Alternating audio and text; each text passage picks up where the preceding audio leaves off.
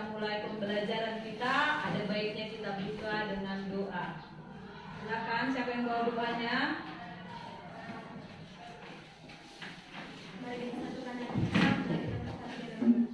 Terima kasih Bapak atas berkat-Mu. Kami masih kami mau belajar, bukan pikiran kami agar kami dapat menerima belajar dari hidup kami. Menjadi hidup pertemuan kami dalam nama Tuhan Yesus Kristus, kami berdoa dan mengucapkan syukur. Amin.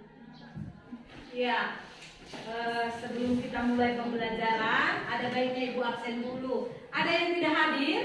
Iya, Bu. Ya, jadi semua hadir ya. Terima kasih ya. Nah, jadi materi kita di sini adalah menjadi dewasa dalam segala aspek.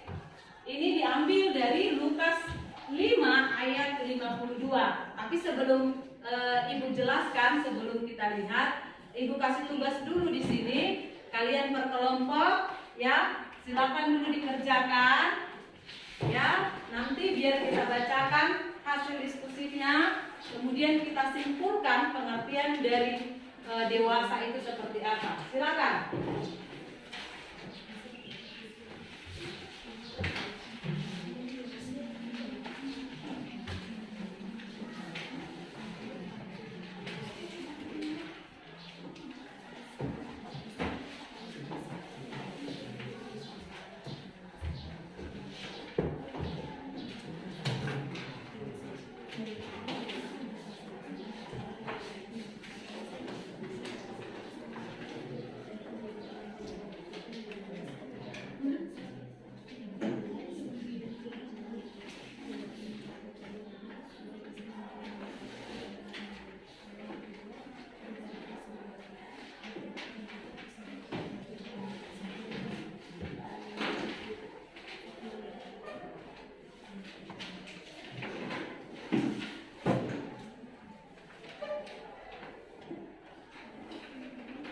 Sudah selesai?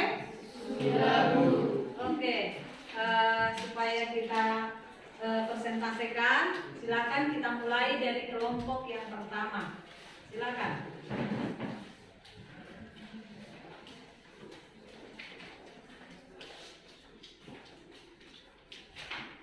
Saya dari kelompok 1 akan membacakan hasil diskusi kami tentang dewasa.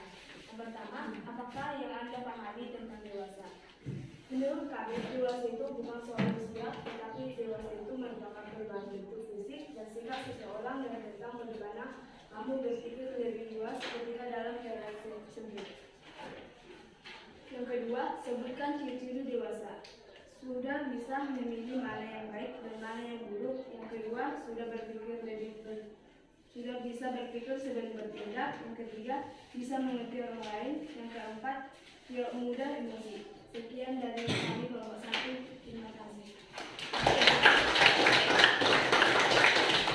Kemudian kelompok 2, silakan.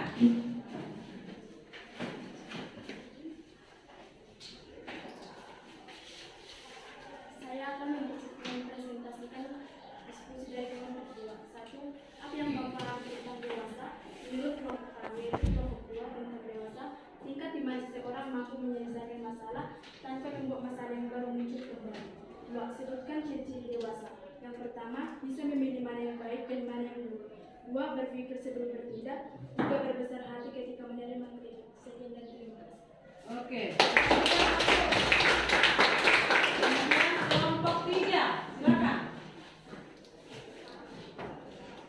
Saya membacakan hasil diskusi dari kelompok kami. Pertama, apakah yang Anda pahami tentang dewasa? Dewasa itu bukan tentang persoalan usia. Dewasa itu tentang bagaimana kita bersikap kepada dunia dan istrinya.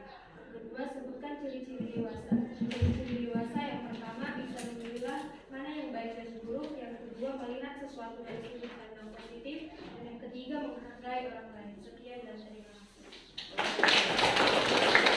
Kemudian kelompok keempat atau yang terakhir, silakan.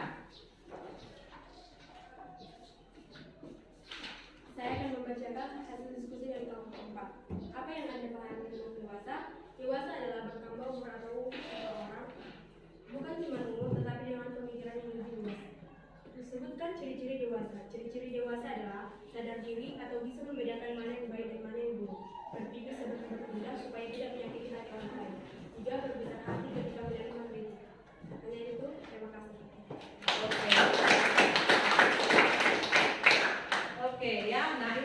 beberapa pendapat ya, menurut kalian apa itu arti dewasa. Jadi kita lihatlah menjadi dewasa dalam segala aspek itu bisa kita lihat dalam Lukas 5 ayat 52 ya. Kemudian sebelum Ibu terangkan di sini ada yang menjadi tujuan dari pembelajaran, yakni tujuan pembelajarannya adalah bahwa anak-anak bisa menjelaskan apa itu arti dari dewasa, ya. Apa itu arti dari dewasa? Nah, kemudian selain tujuan pembelajaran, di sini ada juga yang menjadi capaian dari pembelajaran. Di sini ada 4 Ibu buat. Yang pertama, apakah kalian dapat menyebutkan aspek perkembangan menjadi dewasa menurut ke-6 aspek? Kemudian yang kedua, aspek apakah kalian dapat menjelaskan pengertian bertumbuh menjadi dewasa dalam 6 aspek? Kemudian yang ketiga, apakah manfaat bertumbuh menjadi dewasa? Dan yang terakhir, mengungkapkan arti dewasa menurut Lukas 2 ayat 42 sampai 52. Sudah? Nah, dalam materi ini ada dua yang menjadi acuan kita. Yang pertama, dewasa dalam 6 aspek perkembangan. Kemudian yang kedua, apa pesan Alkitab tentang menjadi dewasa? Oke, jadi menurut para ahli ada 6 aspek perkembangan manusia. Yang pertama adalah aspek fisik, ya, aspek fisik. Nah, aspek fisik itu menyangkut tercapainya tinggi badan dan berat badan yang cocok untuk setiap tahapan. Ya, aspek fisik itu tercapainya tinggi badan dan berat badan untuk setiap tahapan usia. Ya, jadi kesehatan seseorang itu akan tercapai apabila ada keseimbangan antara bekerja, olahraga, dan istirahat. Ya, itulah aspek yang pertama. Kemudian kita lihat aspek yang kedua adalah aspek intelektual atau kognitif. Ya, menyangkut kemampuan untuk membuat keputusan yang logis dan memahami apa yang terjadi dalam lingkungan. Jadi orang yang dewasa itu bisa memahami yang terjadi dalam lingkungannya, kemudian bisa mengambil sebuah keputusan yang logika. Ya, nah seseorang yang bisa memutuskan secara logika itulah yang disebut dengan seorang yang sudah dewasa. Artinya memiliki pertimbangan. Ya, ada pertimbangan, ada dampak-dampak yang dipertimbangkan dalam mengambil keputusan. Kalau saya putuskan ini, apakah dampak negatifnya? Kalau saya putuskan yang ini, apa dampak positifnya? Sudah? Itulah aspek yang kedua. Kemudian aspek yang ketiga adalah emosi. Ya, emosi. Aspek emosi ini menyangkut kemampuan menyatakan emosi. Kemampuan menyatakan emosi, baik itu secara positif maupun secara negatif, dengan alasan yang tepat, cara yang tepat, kemudian dalam situasi yang tepat, dan kepada orang yang tepat. Ya, jadi seseorang itu yang mampu menempatkan emosinya itu secara baik, ya, baik secara positif maupun negatif ini, itu sudah dikatakan orang yang dewasa. Ya, orang yang sudah dewasa. Jadi orang yang asal emosi tanpa menempatkan emosinya dengan baik, artinya belum memiliki pertimbangan. Jadi tidak dikategorikan pada kedewasaan atau dewasa. Kemudian aspek yang berikut adalah aspek sosial. Nah, aspek sosial ini berhubungan atau menyangkut pada kemampuan seseorang yang dapat berinteraksi, ya, dan yang dapat berinteraksi dengan orang lain, baik itu orang yang lebih muda atau di bawah umurnya, ataupun orang yang lebih tua atau di atas umurnya, maupun orang yang sebaya dengan umurnya. Ya, jadi seseorang itu ketika bisa berinteraksi, ya, dengan orang lain, ini sudah dikategorikan dewasa. Contohnya seperti kalian kan siswa baru di sekolah ini, ya. Iya, ketika kamu berinteraksi dengan teman-temanmu, ketika kamu bergabung dengan teman-temanmu, kamu sudah dikategorikan dewasa. Ya, ini secara aspek sosial, mampu berinteraksi. Kemudian yang berikutnya adalah aspek moral atau spiritual. Nah, aspek ini menyangkut mampu menjalin hubungan dengan Tuhan, ya, mampu menjalin hubungan dengan Tuhan dan sesama, menggunakan standar nilai yang universal dan konsisten. Jadi aspek yang kelima adalah aspek moral. Ini berhubungan dengan hubungan kita, menjalin hubungan dengan Sang Pencipta atau Tuhan. Jadi orang yang dewasa itu menyadari keberadaan dirinya sebagai makhluk yang diciptakan oleh Tuhan. Ya, kemudian dia mengasihi Tuhan. Sudah, orang yang dekat dengan Tuhan, yang mengasihi Tuhan, akan menunjukkan sikapnya itu kepada sesama. Jadi ada orang yang mengatakan, saya mengasihi Tuhan Yesus, tapi dia tidak mengasihi sesama manusia. Itu sama dengan bohong. Jadi orang yang sudah dewasa secara aspek moral mampu menunjukkan sikap kasihnya itu kepada orang lain. Kemudian aspek yang terakhir atau yang keenam adalah aspek identitas diri. Iya, identitas diri. Jadi aspek ini menyangkut kesadaran, ya, menyangkut kesadaran tentang diri kita, bahwa kita adalah manusia yang memiliki kelebihan dan memiliki kekurangan. Ya, jadi semua manusia itu diciptakan Tuhan dengan kekurangan dan kelebihan. Supaya apa kira-kira? Supaya bisa saling menghargai, bisa saling melengkapi, saling mengisi. Mungkin kekurangan buat Anda itu kelebihan buat saya, atau sebaliknya. Jadi kita bisa saling mengisi. Ya, jadi orang yang sudah dewasa menyadari kekurangan dan kelebihan dalam dirinya, artinya ini dikembangkan. Ya, jadi kekurangannya itu tidak membuat dia menjadi kecil hati, dan kelebihannya itu tidak menjadikan dia menjadi manusia yang sombong atau menyombongkan diri.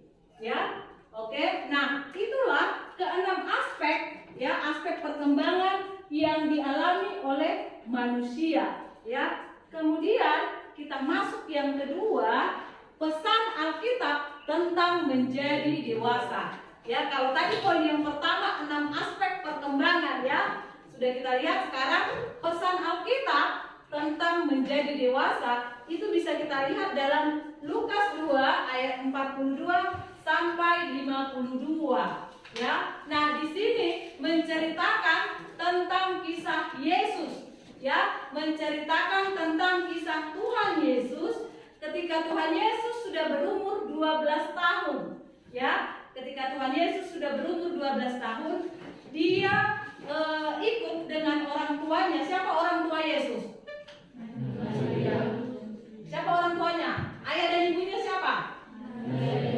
Ya, Maria dan Yusuf. Ya, jadi Tuhan Yesus ikut Maria dan Yusuf untuk beribadah ke Bait Suci, yaitu di Yerusalem. Ya, nah setelah ibadah lalu mereka pulang. Tapi ketika mereka pulang, orang bahwa Tuhan Yesus itu, ya, bahwa Tuhan Yesus masih tinggal. Lalu orang tuanya kembali untuk mencari Tuhan Yesus. Tetapi setelah mereka lihat, ya, setelah mereka sampai di Yerusalem, orang Yesus itu sedang melayani dengan para nabi. Ya, dia sedang melayani dengan para nabi. Nah, Yesus juga mengalami perkembangan, ya. Yesus juga mengalami perkembangan, yaitu aspek fisik bertambah besar, ya, bertambah besar. Kemudian kognitif bertambah hikmat, semakin berhikmat, ya. Kemudian emosi tidak marah kepada orang tuanya ketika Tuhan Yesus dinasehati. Kemudian dikasihi oleh manusia. Kemudian aspek yang berikutnya spiritual, dikasihi oleh Allah. Dan yang terakhir adalah identitas diri. Kemudian yang kedua, pesan dari Alkitab itu kita lihat dari 1 Korintus 14 ayat 20, ya. 1 Korintus 14 ayat 20. Di sini Rasul Paulus memberikan pesan di dalam 1 Korintus 14 ayat 20 tentang perlunya pertumbuhan menjadi dewasa secara spiritual, ya. Pertumbuhan menjadi dewasa secara spiritual. Ya, jadi menurut Rasul Paulus bahwa kita itu perlu mengalami pertumbuhan secara spiritual. Sudah? Nah, itulah aspek, ya, itulah aspek yang menjadi dewasa, kemudian dewasa menurut Alkitab. Nah, dari yang sudah Ibu jelaskan, kira-kira apa kesimpulan yang bisa kalian ambil? Apa kira-kira kesimpulannya? Apa kira-kira kesimpulannya? Ya, kita simpulkan bahwa bertumbuh menjadi dewasa adalah tugas setiap orang sebagai pengikut Kristus. Kita memaknai pertumbuhan ini seturut dengan teladan yang sudah diperlihatkan oleh Tuhan Yesus. Jadi acuan dari pertumbuhan itu, ya, adalah Tuhan Yesus. Tadi sudah kita lihat, ya, aspek-aspek yang dialami oleh Tuhan Yesus. Jangan puas bila kita masih bertahan pada sikap kekanak-kanakan. Sudah? Nah, demikianlah materi kita pada saat ini. Kira-kira ada pertanyaan? Iya. Oke, kalau tidak ada silakan ditutup dengan doa.